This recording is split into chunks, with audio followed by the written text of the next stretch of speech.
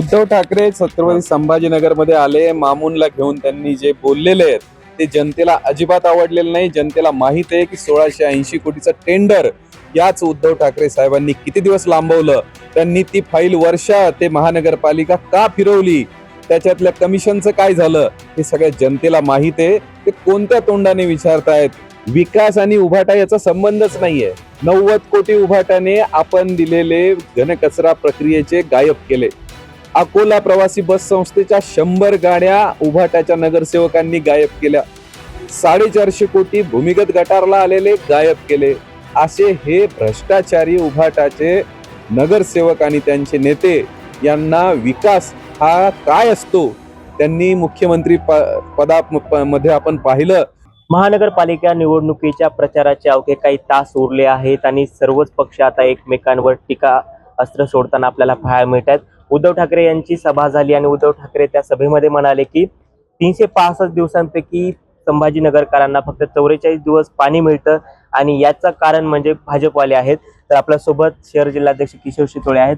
कसं पाहता उद्धव ठाकरे डायरेक्ट तुमच्यावर हाच आरोप करता की तुमच्यामुळेच हे सगळं काही घडतं? उद्धव ठाकरे छत्रपती संभाजीनगरमध्ये आले. मामूनला घेऊन त्यांनी जे बोललेले आहेत ते जनतेला अजिबात आवडलेलं नाही. जनतेला माहित आहे की 1680 कोटीचं टेंडर याच उद्धव ठाकरे साहेबांनी किती दिवस लांबवलं.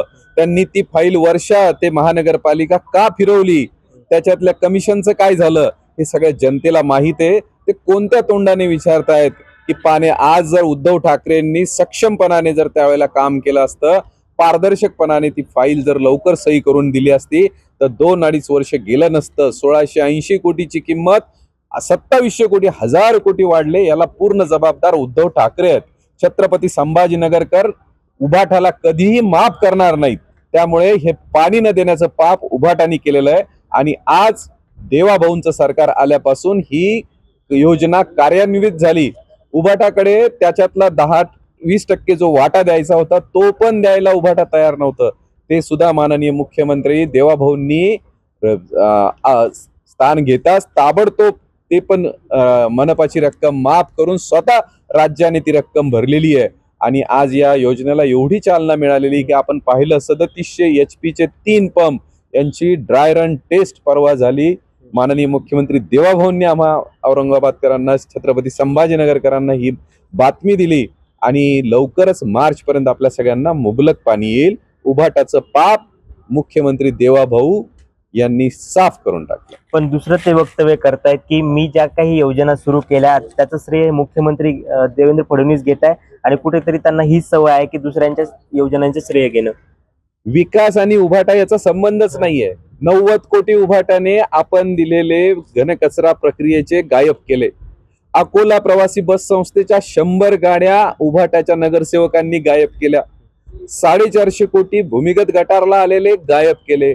असे हे भ्रष्टाचारी उभाटाचे नगरसेवक आणि त्यांचे नेते यांना विकास हा काय असतो त्यांनी मुख्यमंत्री पदामध्ये आपण पाहिलं की कधी मंत्रालयात जायला त्यांना वेळ मिळाला नाही आणि फेसबुक वरून हॅलो हॅलो आवाज येतोय का करण्यात त्यांचा आवाज आणि नेटवर्क त्यांना कधीच मिळालं नाही. जनतेशी बोलू शकले नाहीत.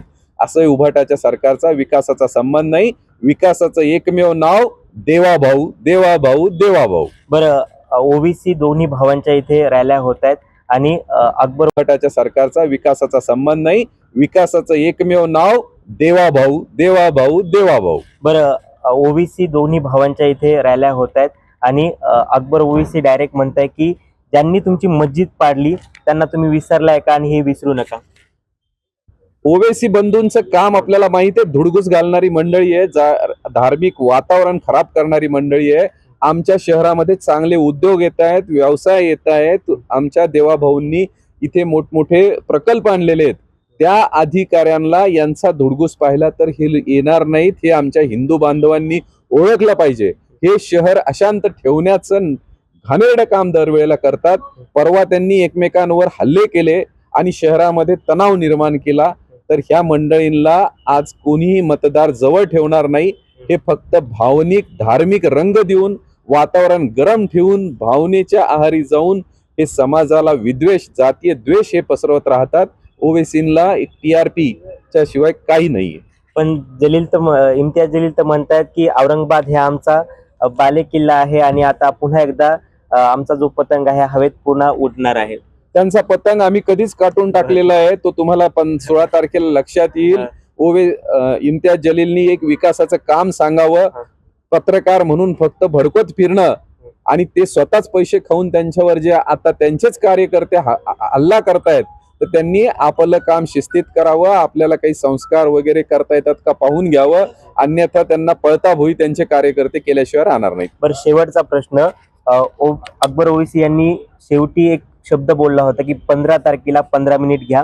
त्यांचं आधीचं जे वक्तव्य होतं काही वर्षांपूर्वीचं की 15 मिनिट पोलीस हटावं, एक त्या संबंधित तर नसेल वक्तव्य? हे ते गर्भित धमकी त्यांची असते आणि हे हिंदू बांधव ओळखतात. हे त्यांचे 15 मिनिटं बोलून त्यांनी 15 वर्ष झाले, ते 1 मिनिटही काही करू शकलेले नाहीत. हा या देशाचा, भारत मातेचा हिंदू आणि भारतीय नागरिक जागरूक आहे. तोपर्यंत या ओवेसी बंधूंना कसली गरळ ओकली आणि देशात विद्वेष पसरवण्याचा प्रयत्न केला तरी केंद्रात बसलेले खमके गृहमंत्री अमित शहा, राज्यात बसलेले माननीय गृहमंत्री देवाभाऊ यांच्या पुढे ते काहीही करू शकणार नाहीत. हे गेली 10 वर्ष आपल्याला लक्षात येत आहे. नक्कीच आपण जर पाहिलं तर हे होते शहर जिल्हाध्यक्ष किशोर शितोळे. मी राम बुधवंत, नवराष्ट्र छत्रपती संभाजीनगर.